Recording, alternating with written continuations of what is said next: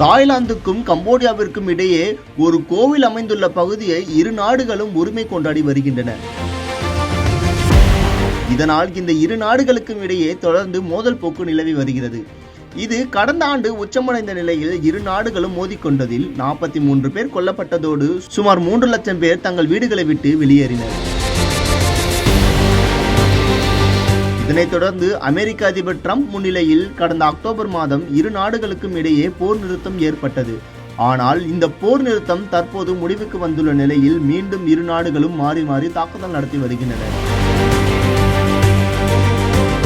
இதனிடையே 2 நாட்களுக்கு முன்னர் தாய்லாந்து ராணுவ வீரர்கள் எல்லைப் பகுதியில் இருந்த விஷ்ணு சிலையை இடித்து அகற்றிய வீடியோ அதிர்ச்சியை ஏற்படுத்தியது. கடந்த 2013ஆம் ஆண்டு சர்ச்சைக்குரிய பகுதியில் கம்போடியா ராணுவம் 29 அடி உயரத்தில் சிலையை நிறுவியது. இதற்கு தாய்லாந்து அப்போதிலிருந்து கண்டனம் தெரிவித்து வந்த நிலையில் இந்த போரினை பயன்படுத்தி கொண்டு அந்த சிலையை இடித்துள்ளது.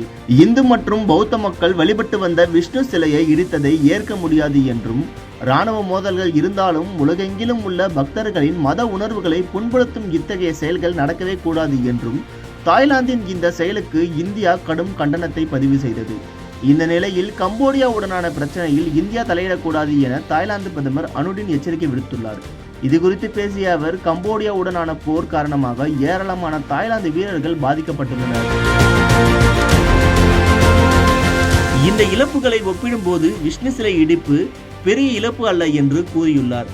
மேலும் தாய்லாந்து அரசு தரப்பில் மத நம்பிக்கைகள் மற்றும் புனிதமான இடங்களை அவமதிக்கும் நோக்கில் இந்த நடவடிக்கை எடுக்கப்படவில்லை என்றும், தாய்லாந்து இறையாண்மையை நிலைநிறுத்தும் நோக்கத்தில் கம்போடியா கட்டுப்பாட்டில் இருந்த இடம் மீட்கப்பட்ட செயலாகவே இந்த செயல் அமைந்துள்ளது என்றும் கூறப்பட்டுள்ளது.